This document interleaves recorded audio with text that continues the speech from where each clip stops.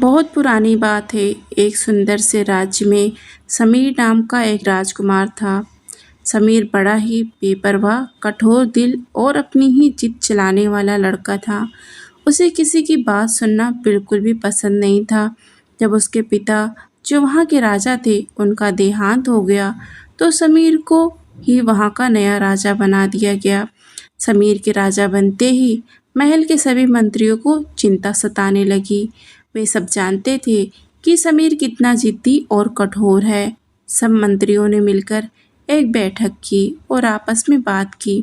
अगर समीर राजा बनकर प्रजा के साथ दुर्व्यवहार करेगा और गलत फैसले लेगा, तो हम सब अपने अपने पद से इस्तीफा दे देंगे और काम छोड़ देंगे।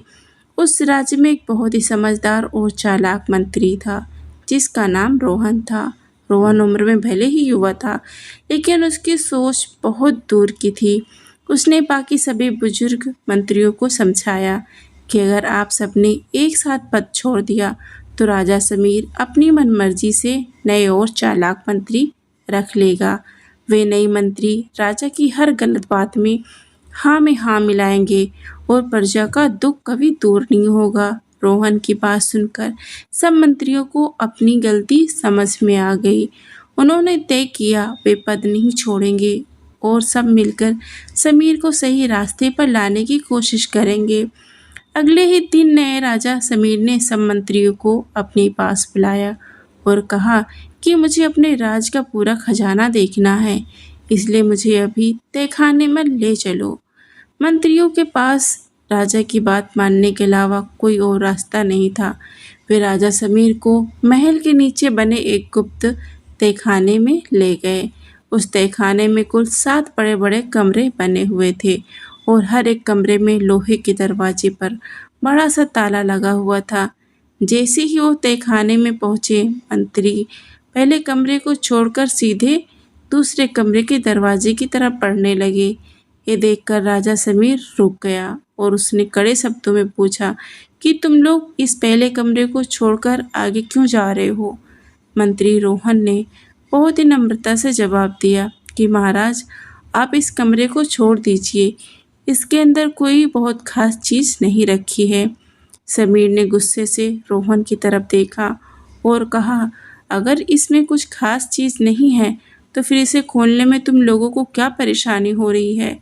रोहन ने फिर से हाथ जोड़कर कहा कि अगर इस कमरे में सोने चांदी के खजाना होता, तो सबको सबसे पहले यही दिखता, लेकिन इसमें वैसा कुछ नहीं है। समीर को रोहन की बात सुनकर बहुत गुस्सा आ गया। उसने चिल्लाकर कहा, ये तो बड़ी अजीब बात है। तुम कह रहे हो कि इसमें कुछ नहीं है और फिर तुम इसे खोलने से भी डर रहे हो। मेरा हुक्म है कि तुम इस कमरे को तुरंत खोलो। मैं इसे देखना चाहता हूँ कि क्या है। आगे के कमरे बाद में देखूंगा। रोहन ने बहुत आदर से समीर को रोकने की कोशिश की और कहा कि महाराज, आपके पिताजी के मरने से पहले एक बहुत बड़ी इच्छा थी। उन्होंने कहा था कि जब तक आप 40 साल के ना हो जाएं, तब तक इस कमरे का ताला कभी ना खोला जाए। इसलिए मेरी आपसे विनती है कि आप अपने पिता की इच्छा का सम्मान करें और इसे ना खुलवाएं। लेकिन समीर तो अपनी जिद का पक्का था। उसने जमीन पर जोर से अपना पैर पटका और गुस्से से कहा कि मैं अपने पिता की किसी भी ऐसी शर्त को नहीं मानूंगा। मुझे किसी बात का डर नहीं है। इस कमरे को इसी वक्त खोला जाए।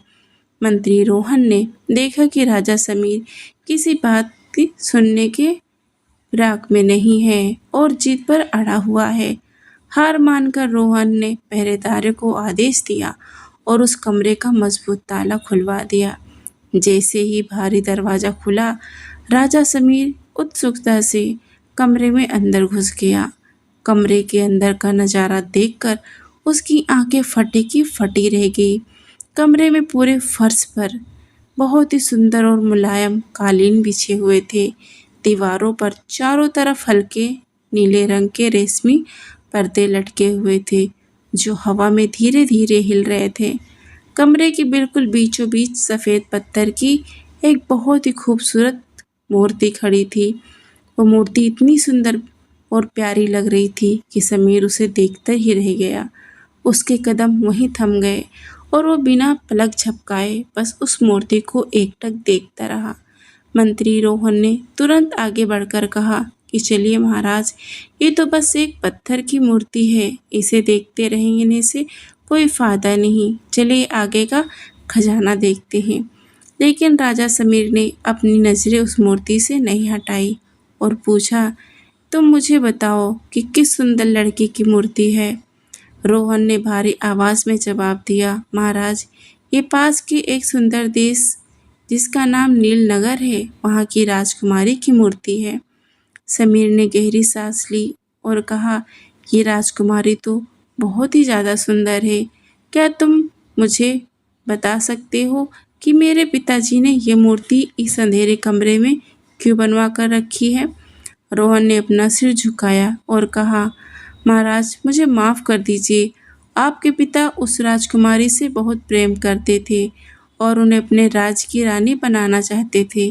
लेकिन वो राजकुमारी कोई आम लड़की नहीं है, वो एक बहुत बड़ी ताकतवर जादूगरनी भी है।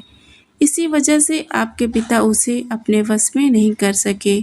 जब वे उसे हासिल नहीं कर पाए तो उन्होंने उसे की ये पत्थर की मूर्ति बनवाकर यहाँ रख ली और वे रोज़ दिन रात 2 बार इस कमरे में आकर इस मूर्ति को देखा करते थे। समीर ने मूर्ति को देखते हुए कहा, क्या और राजकुमारी मुझे मिल सकती है। रोहन ने तुरंत मना करते हुए कहा, महाराज, वहाँ जाना बहुत खतरनाक है और उसके पास पहुँचना बेहद मुश्किल।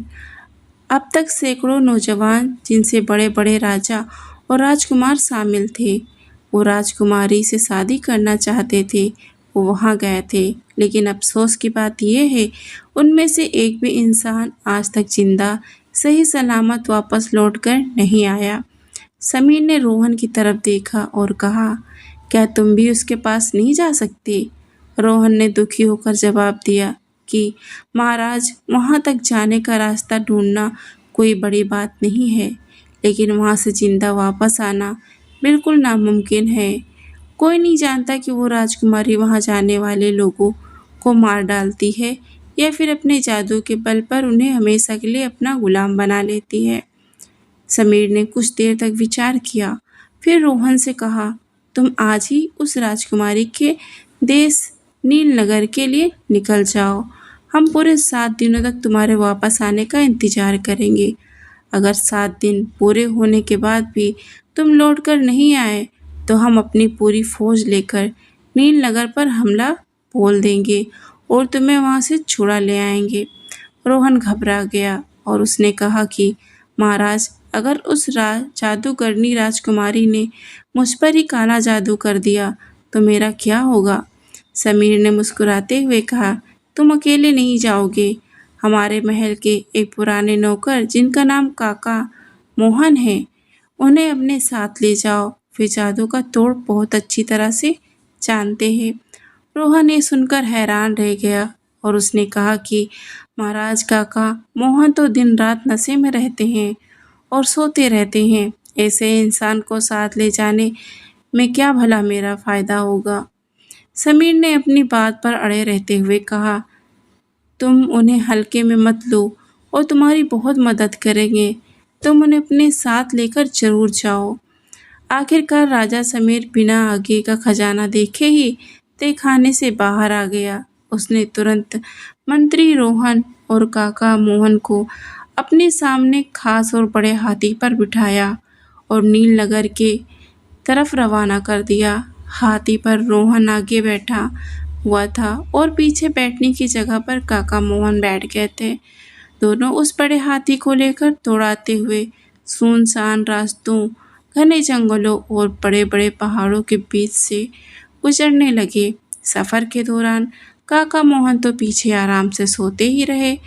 पूरे 3 दिनों तक लगातार सफ़र करने के बाद वो नीलनगर के बड़े से मुख्य दरवाजे पर पहुंच गए। वहां खड़े सिपाही ने उन्हें रोक लिया और राज के अंदर जाने की वजह पूछी। रोहन ने सिपाही से कहा कि हम आपकी राजकुमारी से मिलने के लिए बहुत दूर से आए हैं। पहरेदार ने रोहन की बात सुनकर बड़े ही अफसोस भरे लहजे में कहा, ए नौजवान, लड़का तुम भले ही भोले लगते हो, अगर तुम हमारी राजकुमारी जी से मिलने अंदर जाओगे तो आपकी जान से हाथ धो बैठोगे। इसलिए बेहतर यही होगा कि यहीं से अपने घर वापस लौट जाओ। पीछे बैठे काका मोहन ने जब सिपाही की ये बात सुनी तो उनकी नींद अचानक खुल गई। वे बोले, क्या कहा तुमने? हम और अपनी जान गंवा देंगे? अरे मूर्ख सिपाही, तू हमें जानता नहीं कि हम कौन हैं। सिपाही ने मुस्कुराकर कहा, अगर ऐसी बात है और तुम्हें अपनी ताकत पर इतना ही भरोसा है तो शौक से अंदर जाओ। सामने जो महल दिख रहा है उसके मुख्य द्वार पर एक बड़ा नगाड़ा रखा हुआ है, जाकर उसे बजा दो। रोहन और मोहन काका अपने बड़े ही हाथी के साथ सीधे महल के मुख्य द्वार के तरफ बढ़ गए। वहां पहुंचकर रोहन हाथी से नीचे उतरा। उसने पास में रखी हुई लकड़ी की एक बड़ी सी छड़ उठाई और उस नगाड़े पर पूरी ताकत से जोर जोर से बजाना शुरू कर दिया। नगाड़े की गूंजती हुई आवाज सुनते ही महल के अंदर से 7 सुंदर दासियां दौड़ती हुई बाहर आईं। उन्होंने रोहन को बहुत ही आदर और सम्मान के साथ प्रणाम किया और कहा कि आइए महाराज, हमारी राजकुमारी जी काफ़ी समय से आपका ही इंतजार कर रही हैं। उन दासियों को देखकर पीछे बैठे काका मोहन भी तुरंत हाथी से नीचे उतर आए। इसके बाद रोहन और काका मोहन दोनों दासियों के पीछे पीछे चलते हुए सीधे उस जादूगरनी राजकुमारी के पास पहुंचे। जब रोहन ने पहली बार राजकुमारी को देखा, वो दंग रह गया। वो राजकुमारी उस सफ़ेद पत्थर की मूर्ति से भी कहीं ज़्यादा सुंदर और प्यारी लग रही थी। उसका चेहरा बिल्कुल साफ, चमकीला, बहुत ही खूबसूरत था। उसकी बड़ी बड़ी आँखें, सीधी नाक, पतले गुलाबी होंठ और बहुत लंबे काले बाल उसकी सुंदरता में 4 चांद लगा रहे थे।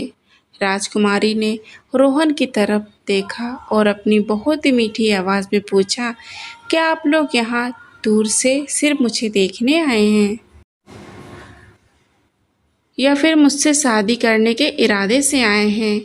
रोहन ने बिना डरे बहुत ही हिम्मत के साथ जवाब दिया कि मैं यहाँ आपसे शादी करने का इरादे से नहीं आया हूँ। राजकुमारी ने मुस्कुराते हुए कहा कि ठीक है, लेकिन मेरी एक शर्त है। मेरे पास पूछने के लिए 5 सवाल है। अगर आपने मेरे इन सभी सवालों के बिल्कुल सही जवाब दे दिए तो मैं खुद से खुशी आपसे शादी कर लूँगी। लेकिन अगर आप इनमें से एक सही सवाल का जवाब नहीं दे पाए तो आपकी गर्दन कटवा के सामने वाले बड़े पेड़ पर टंगवा दूंगी। जरा मुड़कर देखिए उस सामने वाले पेड़ की तरफ। रोहन और मोहन काका ने जब ऊपर गर्दन उठाकर देखा तो ऊंचे पेड़ की डालियों पर बहुत सारे इंसानों के कटे हुए सिर लटक रहे थे।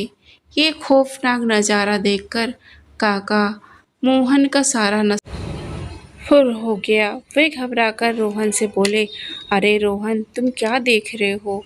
अगर तुमने गलत जवाब दिया तो बहुत जल्द तुम्हारा सिर भी इन्हें कटे हुए सिरों के बीच लटका हुआ दिखाई देगा।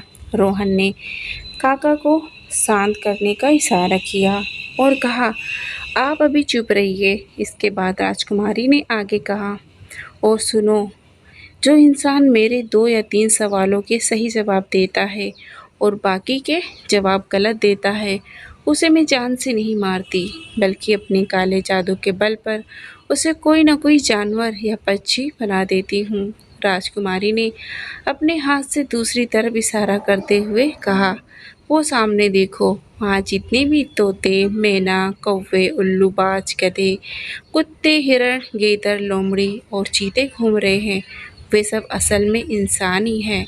वे सब भी तुम्हारी तरह मुझसे शादी करने आए थे, लेकिन मेरे सवालों का सही जवाब नहीं दे पाए, इसलिए आज जादू के असर से जानवर बने हुए हैं। अब तुम मुझे अच्छी तरह सोच समझ कर बताओ कि तुम्हारा क्या इरादा है। क्या तुम अभी भी सवाल सुनना चाहते हो? मंत्री रोहन ने बिना घबराए बहुत ही शांत मन से जवाब दिया कि हाँ, मुझे आपकी सारी शर्तें मंजूर हैं। मैं आपके 5 सवालों के सही जवाब जरूर दूंगा। राजकुमारी ने खुश होकर कहा, बहुत बढ़िया, मुझे तुम्हारी हिम्मत पसंद आई। फिर उसने कहा कि आइए, सवाल जवाब शुरू करने से पहले थोड़ा नाश्ता कर लीजिए और कुछ मीठा खा लीजिए। लेकिन मोहन काका तुरंत बीच में बोल पड़े और बोले कि नहीं नहीं राजकुमारी जी, ये गलती तो हम बिल्कुल नहीं करेंगे।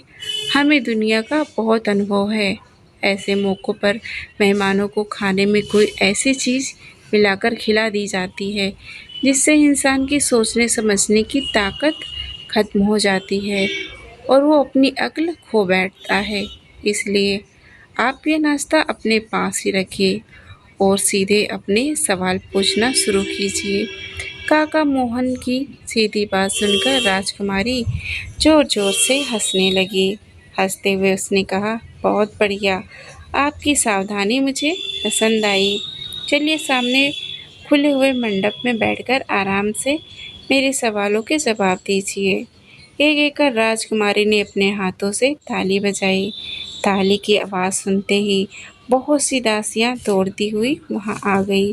राजकुमारी ने कहा, सामने वाले मंडप में हमारे बैठने का सही इंतजाम किया जाए। दासियों ने बिना कोई देरी किए फर्श पर सुंदर कालीन बिछा दिए।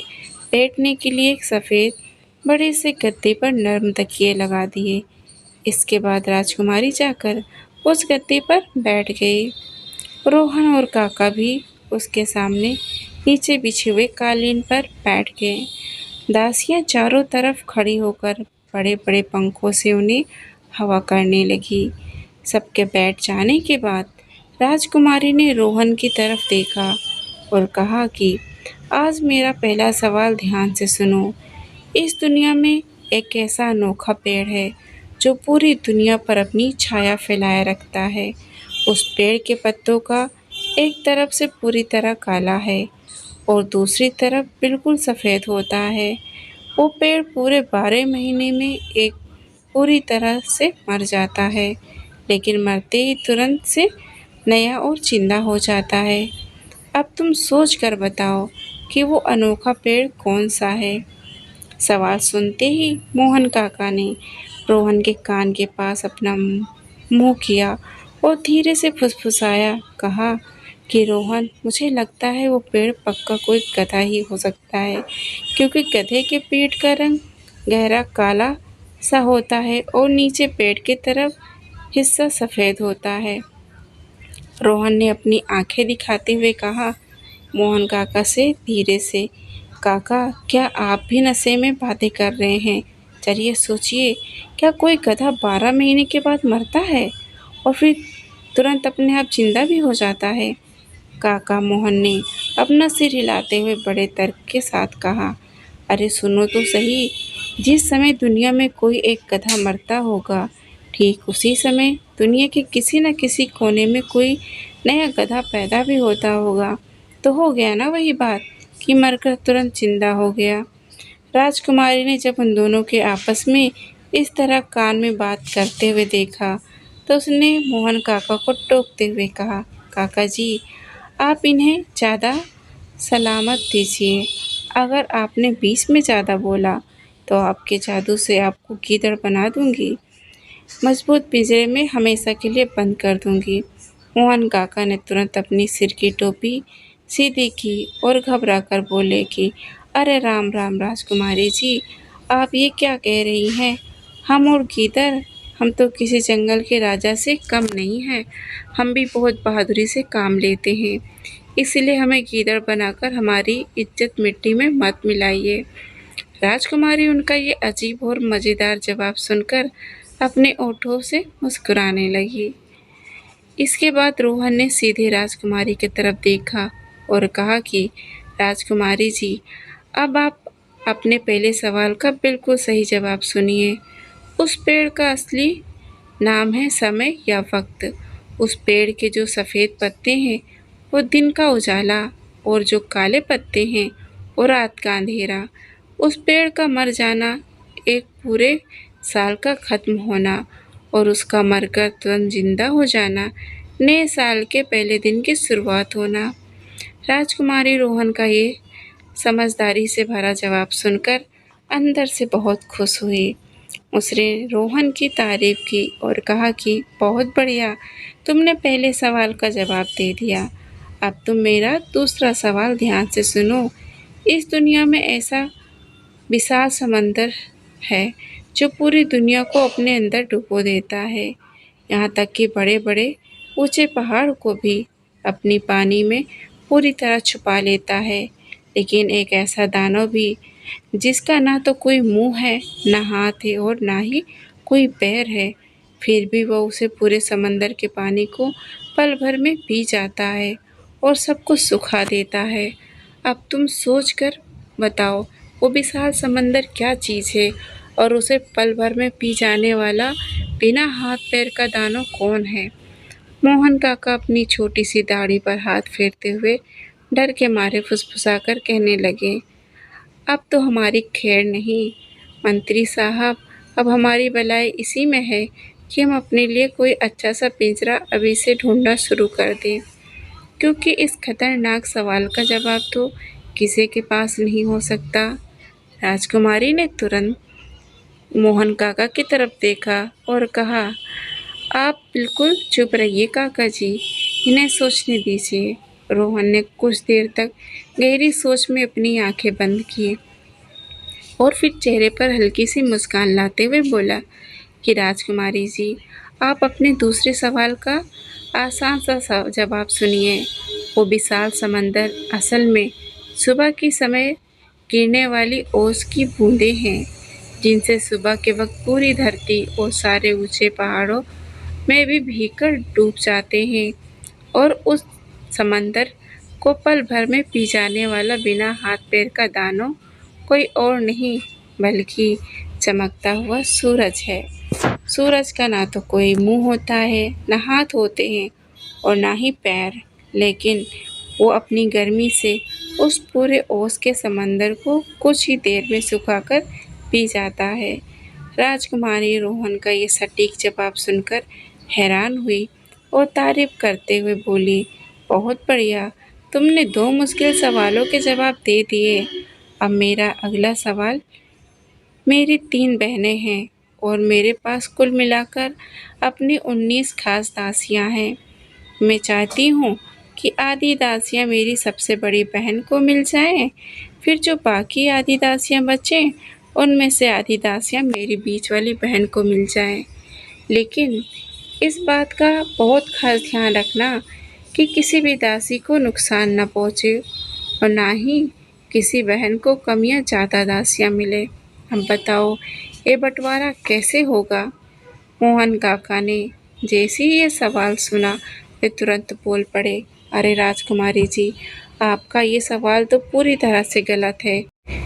91/2 होता है। इसका मतलब हुआ कि एक दासी को बीच में से काटना पड़ेगा और अगर उसे नहीं काटा गया तो आपका ये सवाल कभी हल ही नहीं हो सकता। राजकुमारी ने मोहन काका की तरफ देखकर कहा, भला कटी हुई दासी को मेरी बड़ी बहन लेकर क्या करेगी? थोड़ा दिमाग तो लगाइए काका जी। मोहन काका ने अपनी जेब से नशे की एक छोटी सी गोली निकालकर दांतों के बीच दबाई और बोले कि अब जो नियम कहता है वही तो करना पड़ेगा, चाहे दासी कटे, कुछ भी हो। रोहन ने मोहन काका को शांत कराते हुए कहा, आप थोड़ी देर शांत रहिए। फिर उसने राजकुमारी की तरफ देखकर कहा कि राजकुमारी जी, मैंने आपके इस सवाल का जवाब का तरीका ढूंढ लिया है। आप अपनी उन 19 दासियों के साथ मेरी एक दासी को मिला लीजिए। आपकी पूरी दासी 20 दासियाँ हो जाएंगी। अब 20 की आधी दासी यानी 10 आपकी अपनी बड़ी बहन को दे दीजिए। इसके बाद जो बाकी 10 दासियाँ बची उनमें से आधी यानी 5 दासियाँ आप अपनी बीच वाली बहन को दे दीजिए। अब कुल 20 दासियों का 5वां हिस्सा यानी 4 दासियाँ आप अपनी सबसे छोटी बहन को दे दीजिए। इस तरह 10, 5 और 4 मिलाकर पूरी 19 दासियाँ बन गई और मेरी एक दासी वापस मेरे पास आ गई। रोहन का ये अनोखा और चालाकी से भरा जवाब सुनकर राजकुमारी मन ही मन सोचने लगी, ये लड़का तो बहुत ही होशियार और समझदार निकला। अगर इसने मेरी बाकी 2 बचे सवालों के सही जवाब दे दिए तो मुझे हर हाल में इससे शादी करनी ही पड़ जाएगी। वो अभी इसी उधेड़पुन में सोच ही रही थी कि रोहन ने बहुत ही शालीनता से कहा, राजकुमारी जी, अब आप अपना अगला सवाल पूछिए।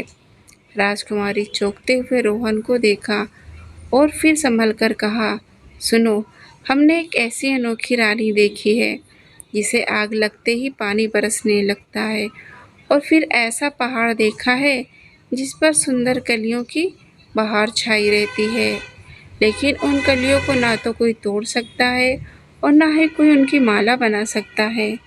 मोहन काका ये कठिन सवाल सुनते ही अपना सिर घुटनों के बीच में छिपाकर बैठ गए और बड़बड़ाने लगे, अब तो हम गए। लेकिन समझदार मंत्री रोहन ने मुस्कुराते हुए जवाब देना शुरू किया। उसने कहा कि राजकुमारी जी, आपकी वो अनोखी रानी असल में जलती हुई मोमबत्ती है। मोमबत्ती में जैसे ही आग लगती है वो पिघलकर पानी की तरह बहने लगती है, और वो ऊंचा पहाड़ हमारा नीला आसमान है जिस पर खिली हुई सुंदर कलियां रात में चमकने वाले तारे हैं। आसमान के उन तारों रूपी कलियों को ना तो कोई इंसान या माली तोड़ सकता है और ना ही कोई धागे में पिरोकर उनकी माला बना सकता है। राजकुमारी अपने चौथे सवाल का सही जवाब सुनते ही घबरा गई। उनके माथे पर पसीने की बूंदें चमकने लगी। वो मन ही मन सोचने लगी, अब मेरा क्या होगा? अब तो सिर्फ एक ही सवाल बचा है। अगर इस समझदार लड़के ने मेरी आखिरी सवाल का भी सही जवाब दे दिया तो मुझे हर हाल में इससे शादी करनी ही पड़ेगी। इसका मतलब तो ये होगा कि मेरी सारी आज़ादी और मेरी मर्जी मुझसे हमेशा के लिए छीन जाएगी। मुझे अब कोई बहुत ही उलझा हुआ सवाल पूछना चाहिए जिसका जवाब वे जिंदगी भर न दे पाए। यह सोचकर उसने रोहन की तरफ देखा और कहा कि मेरा पांचवा और आखिरी सवाल ये है कि काना, कांवा, लंगड़ा, तेली और बहरा बनिया, इससे पहले इसके बाद में क्या हुआ था और इस पूरी बात की असली कहानी क्या है? मंत्री रोहन राजकुमारी के अजीब और बिना सिर पैर का सवाल सुनकर पूरी तरह हैरान रह गया। वो मन ही मन सोचने लगा कि ये कैसा सवाल है, इस पर तो दिमाग लगाना और सोचना समझना बिल्कुल बेकार है। फिर उसके उदास नज़रें महल के कोने में रखे उन पिंजरों और मैदान की तरफ चली गई जहाँ सैकड़ों बेबस जानवर और पक्षी बंद थे। रोहन निराश होकर सोचने लगा, बस कुछ ही पलों की बात है, उसके बाद मैं इन्हीं जानवरों की तरह कोई पंछी या जानवर बना दिया जाऊंगा। उन्हें अपने चारों तरफ सिर्फ अंधेरा ही अंधेरा दिखाई देने लगा और उसकी सारी उम्मीदें टूटने लगी। उधर पास ही बैठे मोहन काका भी बहुत गहरी सोच में डूबे हुए थे। अचानक उनकी आंखों में एक चमक आई, जैसे उन्हें कोई पुरानी भूली हुई बात याद आ गई हो। उन्होंने तुरंत रोहन के कान के पास अपना मुंह किया और धीरे से एक ऐसी बात कही जिसे सुनते ही रोहन के चेहरे की उदासी गायब हो गई और वो मुस्कुरा उठे। रोहन ने संभलकर राजकुमारी की तरफ देखा और बड़े आत्मविश्वास के साथ कहने लगा, राजकुमारी जी, आपके इस अजीब सवाल का जवाब मेरे पास है। अब आप ध्यान से पूरी कहानी सुनिए। एक बार की बात है, एक छोटी सी चुईया थी। उसे अचानक अपनी सुंदरता बढ़ाने का अजीब शौक हुआ। उसने अपने कान नाक छेदने वाले को अपने पास बुलाया और अपनी नाक छिदवा ली। नाक छेदते ही उसमें से तेजी से खून बहने लगा। बेचारी चुईया का दर्द और खून से परेशान होकर भागी भागी पास की नदी पर पहुंची। जब वो नदी के किनारे अपनी नाक धोने बैठी तो उसकी नाक से इतना ज़्यादा खून निकला कि पूरी नदी का पानी लाल रंग का हो गया। उसी समय वहाँ एक प्यासा बैल पानी पीने के लिए आया। लाल पानी देखकर वो चौंक गया और नदी से बोलने लगा, अरे बहन, नदी में तो अभी कुछ देर पहले ही आया, यहाँ साफ से पानी पीकर गया था। तब तो तुम्हारा पानी बिल्कुल सफ़ेद और साफ था, अब अचानक ये लाल कैसे हो गया? नदी ने उदास होकर कहा, कि भाई तुम मुझसे कुछ मत पूछो, लेकिन बैल नहीं माना और जिद करने लगा कि नदी तुम्हें मुझे बताना ही पड़ेगा। तब नदी ने कहा कि छोटी चूहिया की नाक छिद गई, इसलिए मेरा पानी लाल हो गया। यह अनोखी बात सुनते ही बैल के सिर के दोनों बड़े सींग अपने आप टूटकर नीचे गिर गए। बिना सींग का बेचारा बैल उदास होकर एक बड़े बरगद के पेड़ के नीचे जाकर खड़ा हो गया। बरगद के पेड़ ने हैरान होकर कहा, अरे बैल, अभी तो तुम मेरे हरे भरे पत्ते खाने आए थे, तब तो तुम्हारे सिर पर सुंदर सींग मौजूद थे, इतनी जल्दी तुम्हारे सींग को क्या हो गया? बैल ने अपना मुंह लटका कर कहा, भाई पेड़ तुम मुझसे कुछ मत पूछो। लेकिन बरगद के पेड़ ने फिर से पूछा कि नहीं, मुझे सच बताओ। तब बैल ने कहा, चूहिया की नाक छिद गई, नदी का पानी लाल हो गया और मेरे सींग गिर गए। यह अजीब बात सुनकर ही उस बरगद के पेड़ के सारे पत्ते एक झटके में नीचे गिर गए। वो पूरी तरह सूख गया। तभी उड़ता हुआ एक कौवा उस सूखे बरगद की डाल पर आकर बैठा। कौवे ने हैरान होकर कहा, अरे बरगद, अभी तो मैं तेरे घने पत्तों पर बैठा हुआ था, इतनी जल्दी तेरे सारे पत्ते कहाँ चले गए? बरदन ने कहा, तुम मुझसे कुछ मत पूछो। लेकिन कौवे ने बार बार पूछने पर बरगद ने पूरी बात बता दी कि चूहिया की नाक छिद गई, नदी का पानी लाल हो गया, बैल के सींग गिर गए और मेरे सारे पत्ते झड़ गए। ये सुनते ही कौवे की एक आंख तुरंत खराब हो गई और वो काना हो गया। काना कौवा उड़ता हुआ गांव के एक तेली के दुकान पर जाकर बैठ गया। तेली ने कौवे को देखकर कहा, अरे कौवा, अभी तो तुम बिल्कुल ठीक थे और तुम्हारे दोनों आंखें सही थी, अब अचानक तुम्हें क्या हो गया कि तुम्हारी एक आंख चली गई? कौवे ने गहरी सांस ली और कहा, तेली भाई, तुम मुझसे कुछ मत पूछो। लेकिन तेली ने जिद पकड़ ली और कहा कि नहीं, तुम्हें मुझे पूरी बात बतानी ही पड़ेगी। तब कौवे ने कहा, छोटी चूहिया की नाक छिद गई, नदी का पानी लाल हो गया, बैल के सींग गिर गए, बरगद के सारे पत्ते गिर गए और इसलिए मैं एक आंख से काना हो गया। कौवे की ये अजीब बात और कहानी सुनते ही तेली एक पैर तुरंत खराब हो गया और वो लंगड़ा हो गया। लंगड़ा तेली जैसे तैसे घिसकते हुए पास के एक बनिए की दुकान पर गया। बनिए ने तेली को इस हालत में देखा तो हैरान होकर बोला, अरे तेली, अभी थोड़ी देर पहले जब तू मेरी दुकान पर तेल देने आया था, तब तो तेरी टांगे दोनों बिल्कुल ठीक ठाक थी, इतनी जल्दी ऐसा क्या हो गया कि तू बिना पैर के लंगड़ा हो गया? तेली ने दुखी मन से कहा, बनिए भाई, तुम मुझसे कुछ मत पूछो। लेकिन बनिए कहाँ मानने वाले थे। वो बोला कि नहीं, मुझे तो सच जानना ही है। तब तेली ने पूरी बात बताते हुए कहा, चूहिया की नाक छिद गई, नदी का पानी लाल हो गया, बैल के सींग गिर गए, बरगद के पत्ते झड़ गए, कौवा काना हो गया और मैं लंगड़ा हो गया। तेली की पूरी बात सुनते ही बनिया तुरंत बहरा हो गया। उसे कानों से सुनना बंद हो गया। कुछ ही देर बाद उस बहरे बनिए की दुकान पर एक बहुत अमीर घर की दासी सामान खरीदने आई। दासी ने कहा, बनिए भाई, मुझे थोड़ी सी दाल दे दो। बहरे बनिए को कुछ सुनाई नहीं दिया। वो बोला कि क्या तुम्हें गुड़ चाहिए? दासी जोर से कहा, नहीं, मुझे दाल चाहिए। बनिया फिर बोला कि अच्छा, तुम्हें चावल चाहिए। दासी गुस्सा होकर चिल्लाई, अरे बनिए, अभी थोड़ी देर पहले जब मैं तेरे पास चीनी लेने आई थी, तब तो तू मेरे हर बात से अच्छे सुनाई दे रहा था, अब अचानक तुझे क्या हो गया? तो इतना बहरा हो गया? बनिए ने अपना सिर हिलाया और कहा, तुम मुझसे कुछ मत पूछो। लेकिन दासी ने कहा, नहीं, मुझे बताओ तो सही।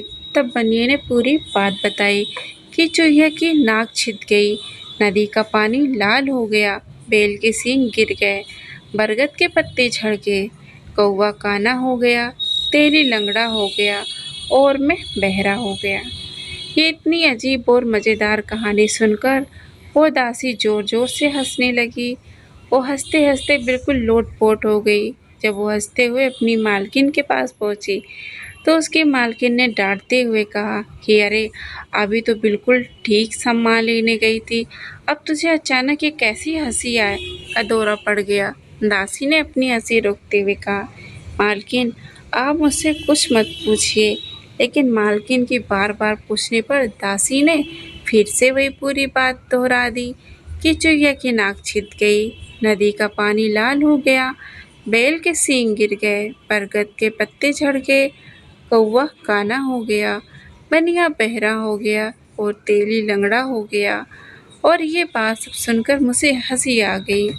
दासी के मुंह से ये बात सुनते ही उसकी मालकिन खुशी के मारे जोर जोर से कूदने लगी।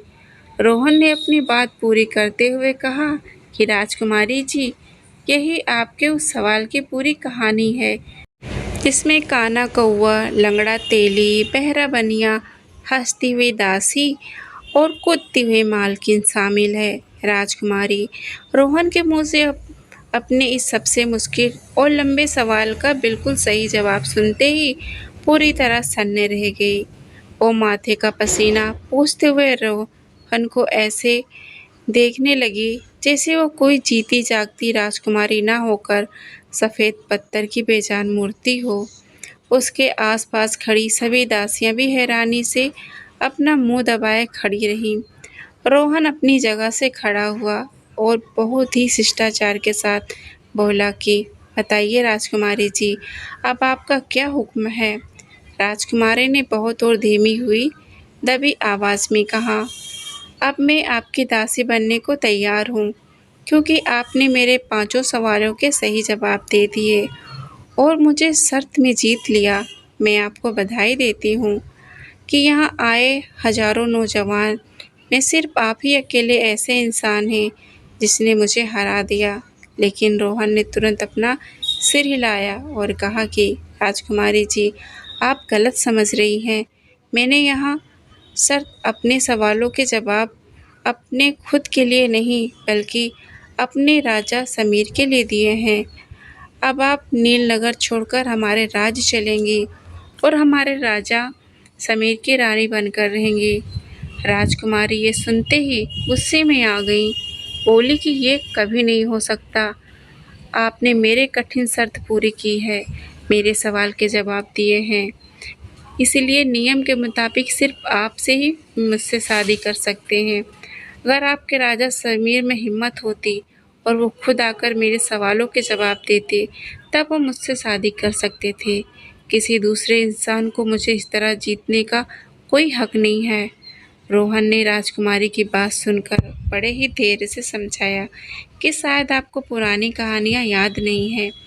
इतिहास में ऐसे महान लोग भी हुए हैं जिन्होंने दूसरों के सम्मान और वचन के लिए बड़ी-बड़ी शर्तें पूरी की और सवालों के कठिन के जवाब भी दिए, लेकिन खुद शादी न करके अपने दोस्त या राजा का घर बसाया।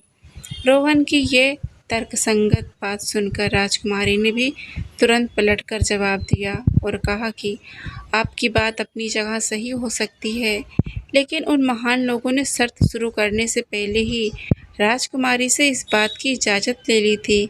क्या आपने मुझसे सवाल पूछने से पहले मेरी अनुमति ली? आपने तो मुझसे ऐसा कुछ नहीं पूछा, इसलिए अब नियम के अनुसार मैं सिर्फ आपसे ही विवाह कर सकती हूँ, किसी और से नहीं। रोहन ने नम्रता से अपना सिर झुकाया और कहा कि राजकुमारी जी, मैं अपने राजा समीर से पक्का वादा करके यहाँ आया था कि आपके पास से लौटकर सिर्फ आपको ही उनकी रानी बनाऊंगा।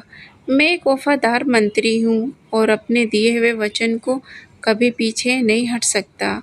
लेकिन राजकुमारी अपनी जिद पर पूरी तरह अड़ी रही और बोली, मुझे आपकी इन बातों से कोई लेना देना नहीं। मैं किसी ऐसे इंसान के साथ नहीं जा सकती जिसने खुद मेरी शर्त न जीती हो। मोहन काका, जो काफ़ी देर से शांत खड़े होकर दोनों की बातें ध्यान से सुन रहे थे, अचानक आगे आए और बोले कि राजकुमारी जी, रोहन साहब को तो वैसे भी आपसे दूर ही रहना चाहिए। आपका दिल तो दया और इंसानियत से बिल्कुल खाली है। आपने शादी की इस जिद में ना जाने कितने बेकसूर इंसानों की जान ले ली और सैकड़ों नौजवान को अपने काले जादू से जानवर बनाकर पिंजरों में बंद कर रखा है। जो स्त्री इतनी निष्ठुर हो, उसके साथ भला कोई कैसे खुशी-खुशी रह सकता है? मोहन काका की ये चुभती हुई बात सीधे राजकुमारी के दिल पर जाकर लगी। उसने गंभीर होकर कहा कि अगर आपका मेरे बारे में ऐसा विचार है, तो मैं अभी इसी वक्त अपने किए प्रायश्चित करती हूँ। मैं इन सभी जानवरों और पक्षियों को दोबारा इंसान बनाकर तुरंत आज़ाद कर देती हूँ। रोहन ने ये सुनकर खुशी से कहा कि राजकुमारी जी, अगर आप ऐसा कर देती हैं, तो मैं पूरी जिंदगी आपका ये बड़ा एहसान मानूंगा। राजकुमारी उसी समय उठी और अपने पास रखी हुई जादू की एक छोटी सी छड़ी हाथ में लेकर पिंजरों की तरफ बढ़ गई। उसने हवा में छड़ी घुमाई, कुछ मंत्र पढ़े और एक-एक करके सभी पिंजरों और मैदान में घूम रहे जानवरों को उस छड़ी से छूना शुरू कर दिया। जैसे ही जादू की छड़ी किसी जानवर या पक्षी को लगती, वह तुरंत अपने असली इंसान रूप में वापस आ जाता। देखते ही देखते वहाँ मौजूद सभी गधे, तोते, चीते और कौवे फिर से भले इंसान बन चुके थे। रोहन ने राजकुमारी से कहा, उन सभी लोगों को बहुत सारे उपहार दिए और सम्मानपूर्वक उनके अपने-अपने घर वापस भिजवा दिया। जब सब लोग खुशी-खुशी अपने देश लौट गए और मैदान पूरी तरह खाली हो गया, तो राजकुमारी ने रोहन की तरफ देखा और कहा कि देखिए, मैंने आपकी बात मानकर सबको आज़ाद कर दिया। अब तो आपको मुझसे शादी करने में कोई आपत्ति नहीं होगी। मोहन काका ने तुरंत बीच में आकर कहा, राजकुमारी जी, बाकी बातें तो बाद में होगी, लेकिन मैं चाहता हूँ कि सबसे पहले आपके इस जादू की छड़ी का किस्सा हमेशा के लिए खत्म कर दिया जाए, ताकि भविष्य में फिर कोई इंसान जानवर न बने। राजकुमारी ने कहा, ठीक है, मैं इस छड़ी को यहीं जमीन के नीचे गहराई में दबा देती हूँ। लेकिन रोहन ने मना करते हुए कहा कि नहीं राजकुमारी जी, ऐसा मत कीजिए। आप ये जादू की छड़ी मोहन काका को दे दीजिए। इस छड़ी को एक भारी पत्थर से बांधकर पास की गहरी नदी में डुबो देंगे, जिससे जिंदगी में कभी किसी के हाथ नहीं लगेगी। राजकुमारी ने बिना किसी संकोच के वो जादू की छड़ी मोहन काका के हाथों में सौंप दी और फिर रोहन से पूछा, अब तो बताइए, अब आपको मुझसे शादी करने से क्या ऐतराज़ है? रोहन ने बहुत दुखी मन से कहा कि अगर मैं आपसे शादी कर ली, तो मैं अपने राजा समीर को वापस जाकर क्या मुँह दिखाऊंगा? मैं उनका भरोसा तोड़कर कभी सुखी नहीं रह सकता, इसलिए मैं आपसे शादी नहीं कर सकता। तभी पास खड़ी राजकुमारी की एक खास दासी ने हाथ जोड़कर कहा, महाराज, मैं आपसे माफ़ी मांगना चाहती हूँ, लेकिन मेरी एक छोटी सी विनती है। सुन लीजिए, आप तुरंत कोई फैसला मत कीजिए। आप कुछ दिनों के लिए हमारे महल में मेहमान बनकर रुक जाइए और आराम से सोच विचार कर लीजिए। राजकुमारी दासी की ये समझदारी भारी सलाह सुनकर खुशी जताई और तुरंत अपने गले से सोने का एक सुंदर हार निकालकर उस दासी को इनाम के रूप में दे दिया। फिर उसने रोहन और मोहन काका से कहा, आप दोनों कुछ दिनों के लिए हमारे शाही मेहमान खाने में आराम से ठहरिए और आराम से विचार कीजिए। लेकिन रोहन ने हाथ जोड़कर तुरंत मना कर दिया और कहा कि नहीं राजकुमारी जी, हम यहाँ ज़्यादा समय नहीं रुक सकती। हम आपको अपने साथ लेकर तुरंत वापस अपने राज्य जाना चाहते हैं, क्योंकि हमारे राजा समीर बड़ी बेसब्री से हमारा इंतजार कर रहे होंगे। लेकिन राजकुमारी ने रोहन की एक न सुनी और अपनी बात पर अड़ी रही, जिसकी वजह से रोहन और मोहन काका को मजबूर होकर महल में मेहमान बनकर रुकना ही पड़ा। उधर राजा समीर महल में बैठकर कई दिनों का हिसाब लगा रहे थे। जब उसने देखा कि पूरे 7 दिन बीत जाने के बाद भी और रोहन और मोहन काका नीलनगर से वापस नहीं लौटे तो उन्हें चिंता होने लगी। उसने सोचा कि पक्का रोहन किसी मुसीबत में फंस गया है। समीर ने बिना कोई देरी किए अपनी विशाल सेना बुलाई और नीलनगर पर हमला करने के लिए निकल पड़ा। रास्ते में बिना रुके लगातार चलते हुए वो तीसरे दिन अपनी फौज के साथ नीलनगर के मुख्य दरवाजे पर पहुंच गया। जब राजकुमारी को खबर मिली कि कोई दुश्मन राजा उनकी सीमा पर हमला करने आ पहुंचा, तो उसने भी अपनी सेना को तुरंत मुकाबला करने के लिए मैदान में उतार दिया। देखते ही देखते दोनों राज्यों की सेनाओं के बीच भयंकर युद्ध शुरू हो गया। रोहन जैसे ही खबर मिली कि महल के बाहर युद्ध छिड़ चुका है, वो घबराकर दौड़ता हुआ किले के सबसे ऊंची दीवार पर गया ताकि देख सके हमला करने वाला कौन है। जैसे ही उसकी नज़र नीचे खड़े राजा समीर पर पड़ी, रोहन पहचान गया और तुरंत दौड़कर राजकुमारी के पास गया और कहने लगा, राजकुमारी जी, इस युद्ध को इसी पल रुकवा दीजिए। मैं जाकर अपने राजा को सारी बात समझाता हूँ। राजकुमारी ने रोहन की बात मानी और शांति का सफ़ेद झंडा उठाया। सफ़ेद झंडा देखते ही दोनों तरफ के सिपाहियों ने अपने अपने हथियार नीचे रख दिए और लड़ाई रुक गई।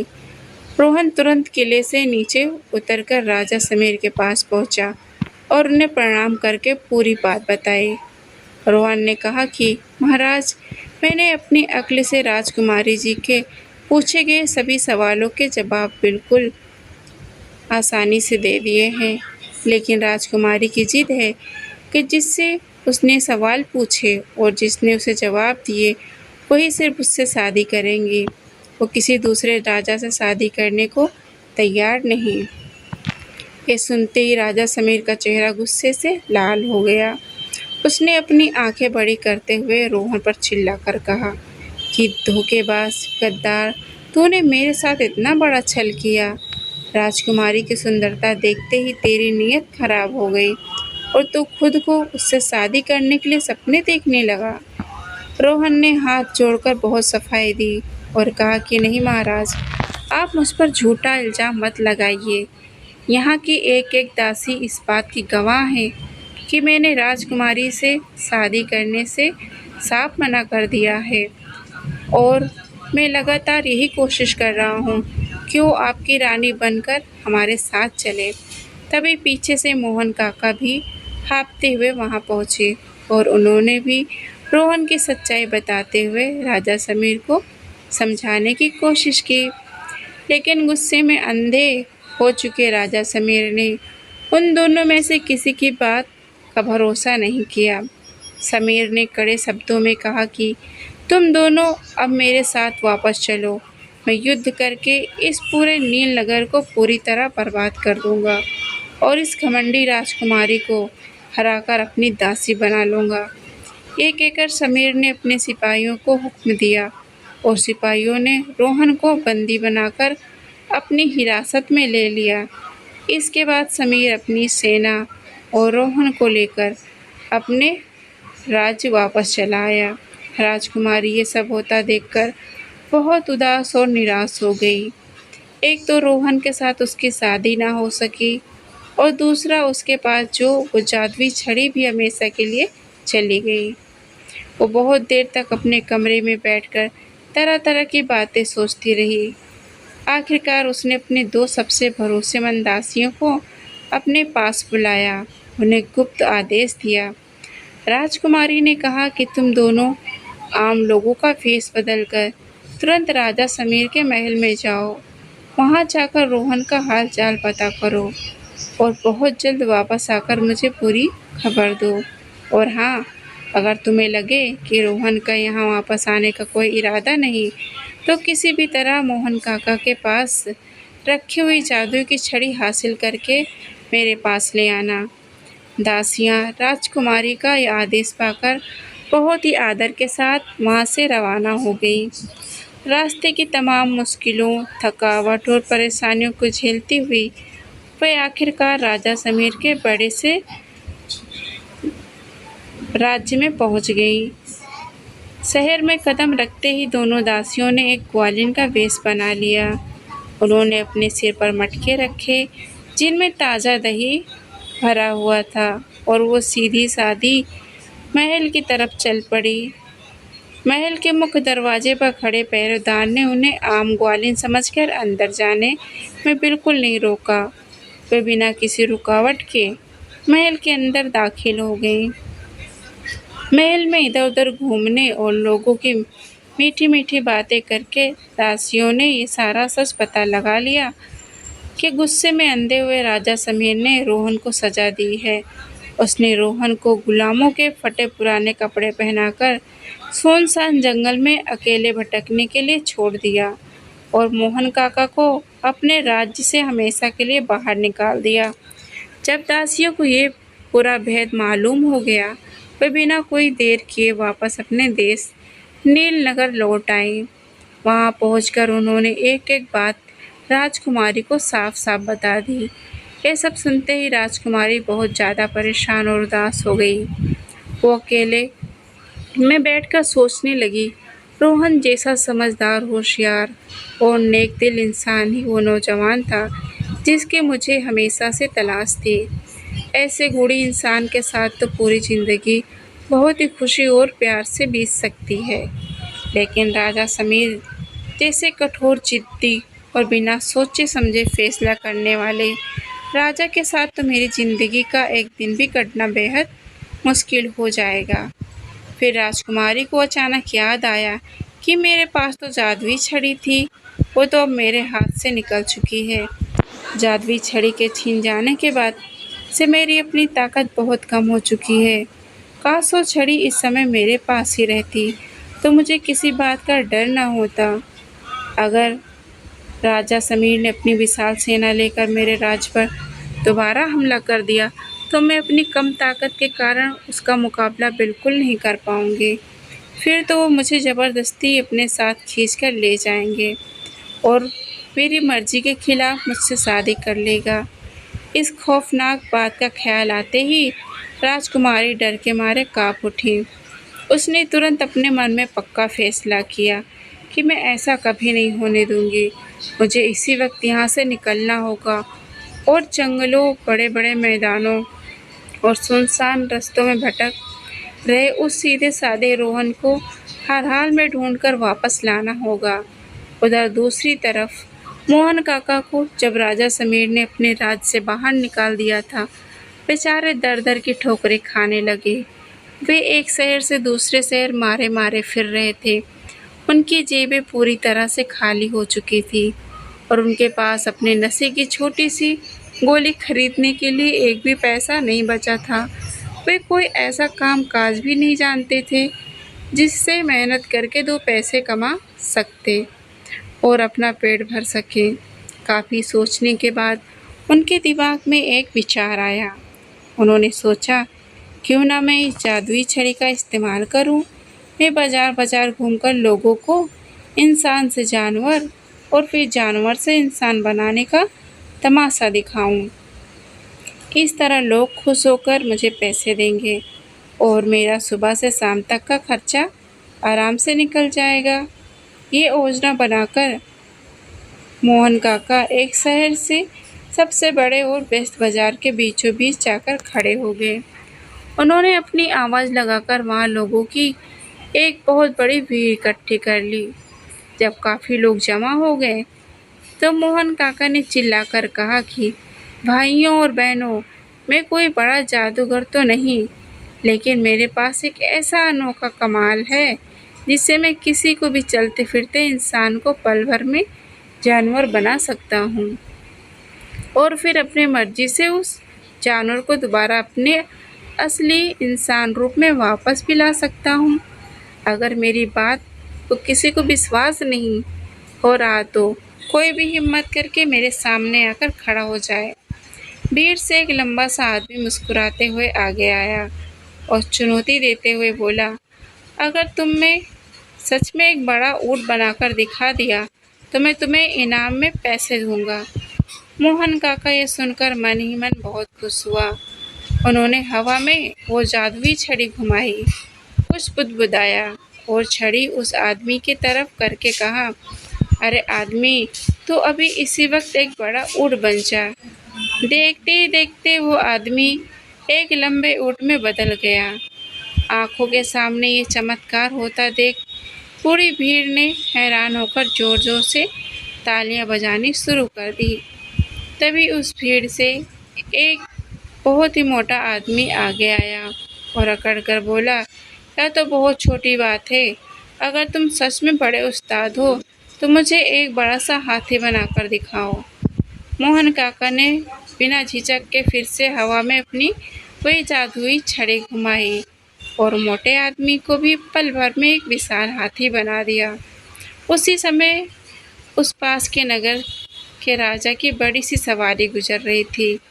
सड़क पर बहुत सारे लोगों का जमावड़ा था।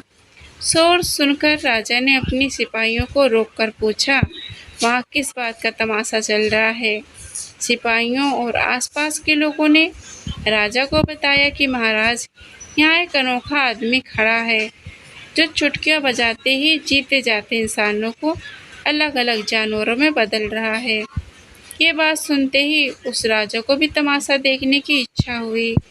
वो अपनी पालकी से नीचे उतरा और भीड़ के बीच जाकर मोहन काका के पास खड़ा हो गया। राजा ने मुस्कुराते हुए कहा, मुझे तो ये सब छलावा लग रहा है। मुझे लगता है तुम जिन दो लोगों को ऊँट और हाथी बनाया है वो तुम्हारे अपने ही साथी हैं जो नाटक कर रहे हैं। अगर तुम सच में इतने बड़े उस्ताद हो तो मेरे इस खास मंत्री को एक डरावना शेर बनाकर दिखाओ, तभी मुझे पूरा यकीन होगा कि तुम सच्चे हो। मोहन काका के लिए भला ये कौन सा मुश्किल काम था। उन्होंने बिना घबराए तुरंत अपनी वही जादुई छड़ी हवा में गोल गोल घुमाई और उस मंत्री की तरफ इशारा कर दिया। देखते ही देखते राजा का वो मंत्री खूंखार और बड़े से शेर के रूप में बदल गया। अपनी आंखों से सामने अपने ही मंत्री को शेर देखकर राजा बहुत खुश हुआ और हैरान भी हुआ। उसने तुरंत अपने गले से बहुमूल्य मोतियों की एक माला निकाली और मोहन काका के हाथों में थमा दी। इसके बाद राजा ने कहा, अब कमाल हुआ। मेरे मंत्री और इन दोनों आदमियों को वापस इंसान बना दो ताकि हम आगे बढ़ सकें। मोहन काका ने मुस्कुराते हुए फिर से अपनी छड़ी घुमाई और कहा, चलो सब इंसान बन जाओ। लेकिन क्या ऊँट वैसा ही ऊँट बना रहा, हाथी हाथी बना रहा और वो शेर भी शेर ही बना रहा। मोहन काका ने घबराकर दोबारा से छड़ी घुमाई और जोर से चिल्लाने कहा, तुम सब अपने पुराने इंसान के रूप में वापस आ जाओ। लेकिन उन तीनों जानवरों पर छड़ी का कोई असर नहीं हुआ। अब तो मोहन काका के माथे पर पसीने की बूंदें आ गई और वे बहुत ज़्यादा घबरा गए। वे बार बार हवा में पागल की तरह छड़ी घुमा घुमा कर जोर जोर से चिल्लाने लगे कि इंसान बन जाओ, इंसान बन जाओ। लेकिन कुछ भी नहीं हुआ। राजा ये सब नाटक देखकर गुस्से से लाल पीला हो गया। उसने तुरंत अपने सिपाहियों को हुक्म दिया, इस ढोंगी आदमी को अभी के अभी पकड़ लो। सिपाहियों ने तुरंत मोहन काका को लोहे की जंजीरों में बांध लिया और उन तीनों बने जानवरों को मजबूत रस्सियों से बांधकर सीधे महल के किले में ले गए। वहां पहुंचकर राजा ने कड़ाई से पूछताछ की तो उसे इस बात का पता चला कि यह जादुई छड़ी असल में नीलनगर की राजकुमारी की है और उस छड़ी का इस्तेमाल करने का सही तरीका और उस राज सिर्फ वही जानती है। राजा ने बिना कोई समय गंवाए उस वक्त अपने एक मंत्री को नीलनगर के लिए रवाना किया ताकि वहां जाकर राजकुमारी से निवेदन करे और वो हमारे यहाँ आकर इन जानवरों को वापस इंसान बना दे। लेकिन जब वहाँ मंत्री नीलनगर पहुँचा तो उसे वहाँ जाकर पता चला कि राजकुमारी तो काफ़ी समय पहले ही अपना राज्य छोड़कर कहीं दूर चली गई हैं और उसके बारे में महल में किसी को कोई खबर नहीं है। वो मंत्री बहुत निराश हुआ और वो वापस अपने राज लौट आया। उसने राजा से कहा, महाराज, नीलनगर की राजकुमारी का कहीं कोई पता नहीं चल रहा। अब सबसे समझदारी का रास्ता यही है कि हम अपने पूरे देश में ढिंढोरा पिटवा दें और बड़ा ऐलान करवा दें। जो भी बड़ा जादूगर यहाँ आकर इस छड़ी का असली राज बताएगा और उन जानवरों को दोबारा इंसान बनाएगा, उसे बड़ा इनाम दिया जाएगा। राजा को अपने मंत्री का ये सुझाव बहुत पसंद आया और उसने तुरंत ही अपने पूरे राज्य और आसपास के इलाकों में ढिंढोरा पिटवा दिया। उसी राज्य के पास जंगल में घनश्याम नाम का एक बहुत ही चालाक और बड़ा जादूगर रहता था। जब उसने राजा का ये ऐलान सुना तो वो तुरंत समझ गया। वो अपने बहुत तेज दौड़ने वाले काले घोड़े पर सवार हुआ और राजा के शहर की ओर हवा से बातें करता हुआ निकल पड़ा।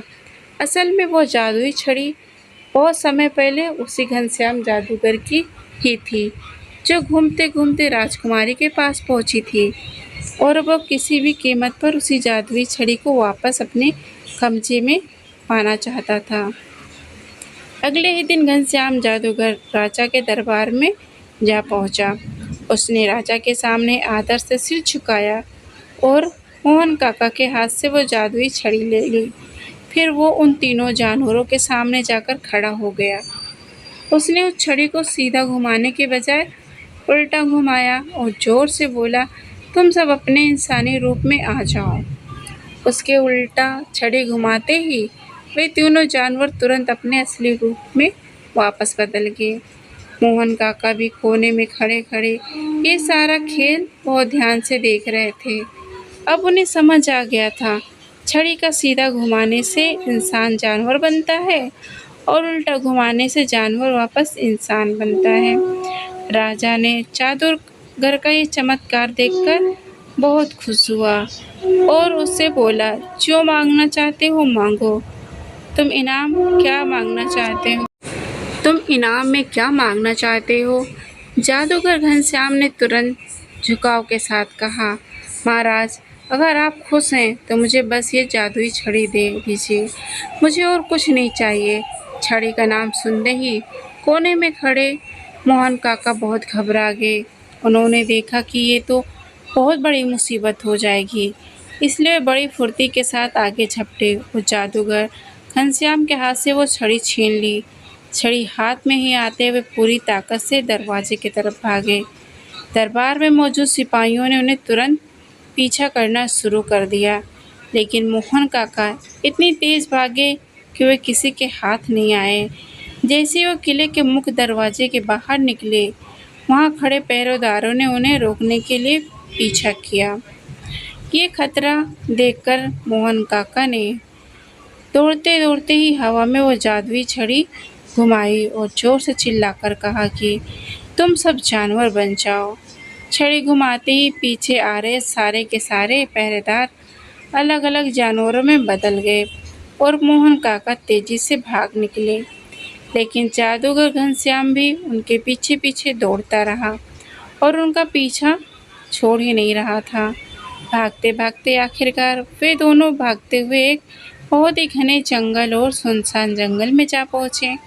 वहाँ पहुंचकर मोहन काका हाँफते हुए रुके और जादूगर की तरफ छड़ी दिखाकर बोले, अगर तूने मेरा पीछा करना बंद नहीं किया तो मैं तुम्हें अभी के अभी एक गधा बना दूंगा। जादूगर घनश्याम ने हंसते हुए कहा, तुम मुझ पर अपना ये बच्चों वाला जादू चलाने की कोशिश मत करो। मुझ पर तुम्हारी इस छड़ी का कोई असर नहीं होने वाला। अगर तुम्हें मेरी बात पर भरोसा नहीं तो तुम अभी मुझे गधा बनाकर देख लो। मोहन काका ने तुरंत छड़ी घुमाई और चिल्लाकर कहा कि तू गधा बन जा, लेकिन जादूगर घनश्याम वैसा का वैसे ही खड़ा रहा। उस छड़ी पर का कोई भी असर नहीं हो रहा था। अब तो काका मोहन बहुत ज़्यादा परेशान और निराश हो गए। वो अपनी सांस संभालते हुए बोले, देख भाई जादूगर, वैसे तो मैं ये जादुई छड़ी तुझे किसी कीमत पर नहीं दूंगा, लेकिन हाँ, मेरी एक शर्त है। अगर तू मुझे ये सच सच बता दे, हमारे रोहन साहब और नीलनगर की वो राजकुमारी इस समय कहाँ भटक रहे हैं और मुझे उन दोनों के पास पहुँचा दे, तो मैं खुशी खुशी ये छड़ी तेरे हाथ में सौंप दूँगा। जादूगर घनश्याम ने अपनी जेब से एक छोटा सा चमकता हुआ कांच का टुकड़ा निकाला। उसने कुछ मंत्र पढ़े और उस कांच के टुकड़े में ध्यान से देखने लगा। कुछ समय तक कांच में देखने के बाद उसने फिर से कुछ पढ़ा और दोबारा उस कांच में देखा। इसके बाद उसने सिर उठाकर कहा, सुनो काका जी, रोहन और राजकुमारी दोनों इस समय एक ही विशाल जंगल में अलग अलग जगहों पर भटक रहे हैं। वो जंगल यहाँ से बहुत ज़्यादा दूर है। अगर तुम्हें वहाँ मेरे साथ चलना है तो तुरंत मेरे इस तेज दौड़ने वाले घोड़े पर पीछे बैठ जाओ। मोहन काका ने बिना कोई देर किए उस जादुई छड़ी को अपने सीने पर कसकर कपड़े से बांध दिया और जादूगर के साथ घोड़े पर सवार हो गए।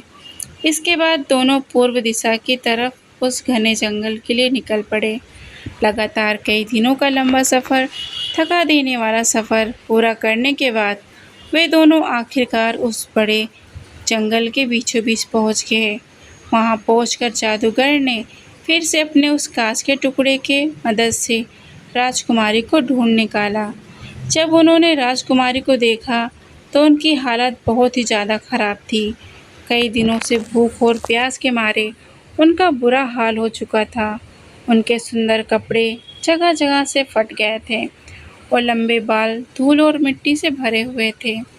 मोहन काका को अचानक अपने सामने देखकर राजकुमारी की आंखों में चमक आ गई। उसने तुरंत पूछा, काका जी, आपके साथ आए हुए वो समझदार रोहन कहाँ है? काका मोहन ने दिलासा देते हुए कहा, आप बिल्कुल मत घबराइए राजकुमारी जी, रोहन साहब भी इसी जंगल में कहीं आसपास ही हैं। हम सब मिलकर उन्हें ढूंढ लेंगे। हम दोनों आप भी लोगों को बचाने के लिए इतनी दूर आए हैं। जादूगर ने फिर अपने उस कांच के टुकड़े में देखा। उसकी मदद से रोहन को भी थोड़ी देर में ढूंढ निकाला। उस समय रोहन की हालत भी बहुत दयनीय और ख़राब हो चुकी थी। उसके चेहरे की दाढ़ी काफ़ी बढ़ चुकी थी और शरीर पर जगह जगह कांटे लगे और पत्थरों से चोट लगने की गहरे निशान बने हुए थे। रोहन की ऐसी दर्दनाक हालत देखकर राजकुमारी की आंखों से आंसू बहने लगे। मोहन काका दौड़कर रोहन के पास पहुँचे और बोले कि मेरे दोस्त, ये तुम्हारी क्या हालत हो गई? रोहन ने भारी आवाज़ में जवाब दिया, काका जी, आप मुझसे कुछ मत पूछिए। मैं इस घने जंगल में ना जाने कितनी बार खूंखार जंगली जानवर के हमले से बार बार बचा हूँ। अगर मेरी किस्मत अच्छी ना होती तो वे जानवर मुझे कब का अपना भोजन बना चुके होते।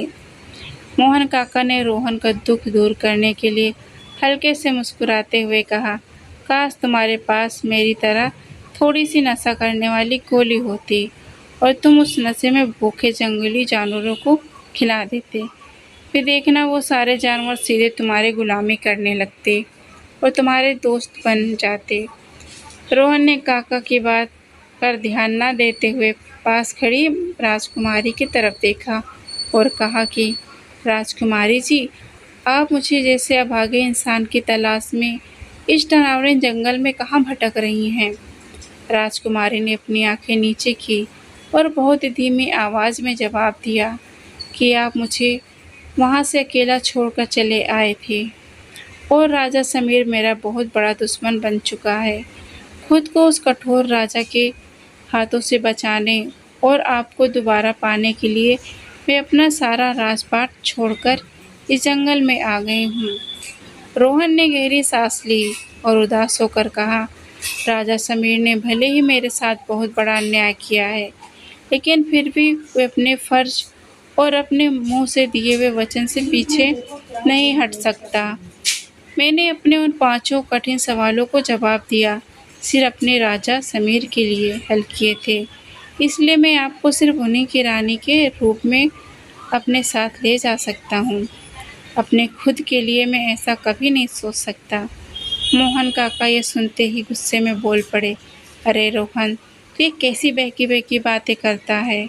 उस कठोर और मतलबी राजा के लिए जिसने तुम्हारी दिन रात की वफादारी का इनाम तुझे ये दिया कि गुलामों के फटे कपड़े पहनकर इस सुनसान जंगल में मरने के लिए छोड़ दिया और मुझे बिना किसी गलती के अपने राज्य से बाहर निकाल दिया। तुम आज भी उसी इंसान के प्रति अपनी वफादारी दिखा रहे हो। ये तो बड़े दुख की बात है। मेरी मानो, अब पुरानी बातें भूलो, सीधे राजकुमारी का हाथ थामो और नीलनगर के बड़े से राज सिंहासन पर बैठकर बहुत शान से राज करो। पास ही खड़ा जादूगर घनश्याम भी आगे आया और बोला, हुजूर, यही जादूगर घनश्याम हमेशा आपके साथ खड़ा है। वो राजा समीर अब आप लोगों के बाल भी बांका नहीं कर सकता। अगर उसने दोबारा आप लोगों के खिलाफ युद्ध करने या मुकाबला करने की हिम्मत भी की तो पूरी जिंदगी आपके किए पर पछताएगा और रोएगा। रोहन यह सब सुनकर पूरी तरह चुप हो गया और कुछ न बोल सका। राजकुमारी ने जादूगर घनश्याम को पहचानते हुए उससे कहा, आप ही इस बात का निष्पक्ष फैसला कीजिए। मेरा पूरा राज्य में यही ऐलान था कि जो इंसान मेरे 5 सवालों के जवाब देगा मैं उसी से शादी करूंगी।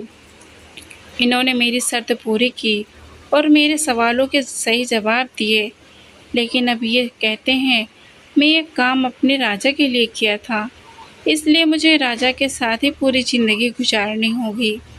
जादूगर घनश्याम ने गंभीर होकर कहा कि इनकी ये बात बिल्कुल गलत है। आपने अपनी खुद की जान जोखिम में डालकर और अपनी अक्ल से उन 5 सवालों का हल किया, इसलिए नियम और धर्म के अनुसार सिर्फ आप ही राजकुमारी से शादी कर सकते हैं। वो घमंडी राजा समीर किसी भी कीमत पर राजकुमारी से शादी नहीं कर सकता। आखिरकार मोहन काका राजकुमारी और जादूगर घनश्याम की सारी बातें समझदारी के सुनने के बाद रोहन को उनकी बातें माननी ही पड़ी। सबने मिलकर रोहन को पूरी तरह मजबूर कर दिया और वो आखिरकार राजकुमारी से शादी करने के लिए राजी हो गया। इसके बाद वे सब बहुत खुशी खुशी नीलनगर के राज्य में वापस लौट आए।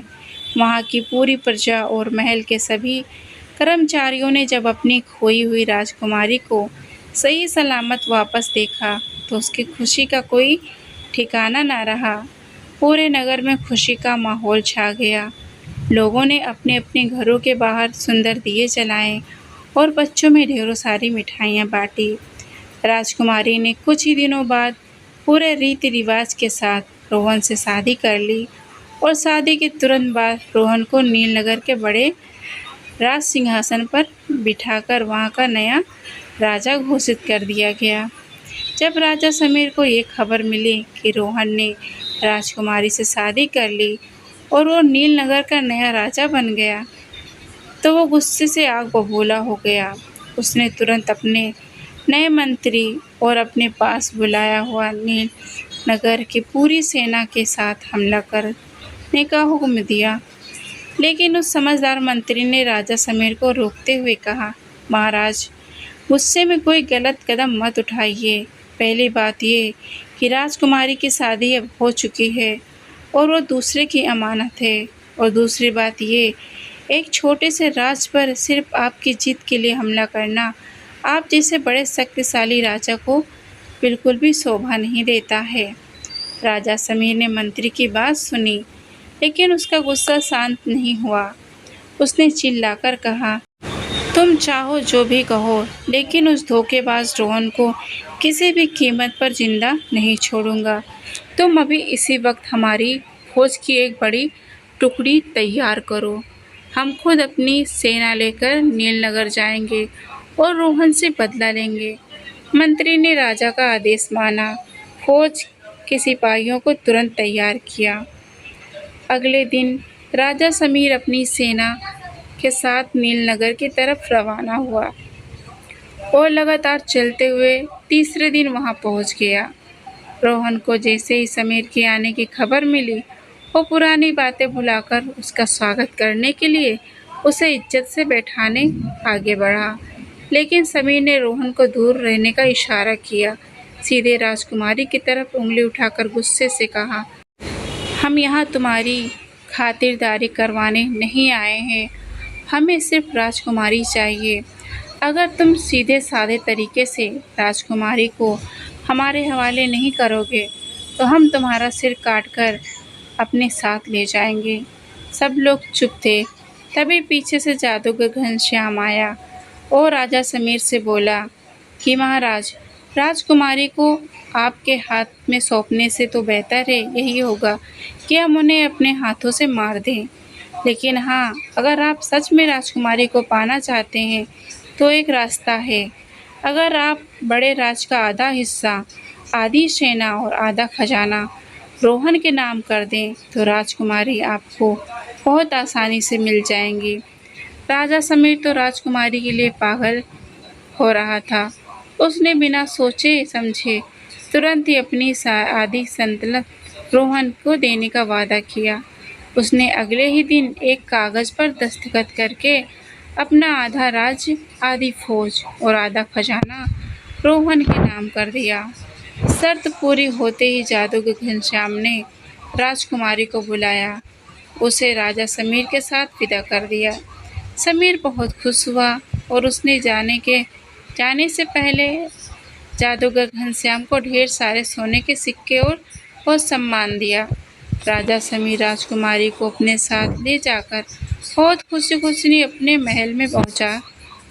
महल के बाहर कमरे में जाकर उसने गर्व से कहा, देखो, आखिरकार मैंने तुम्हें पा ही लिया। भले ही इसके लिए मुझे बहुत बड़ी कीमत चुकानी पड़ी।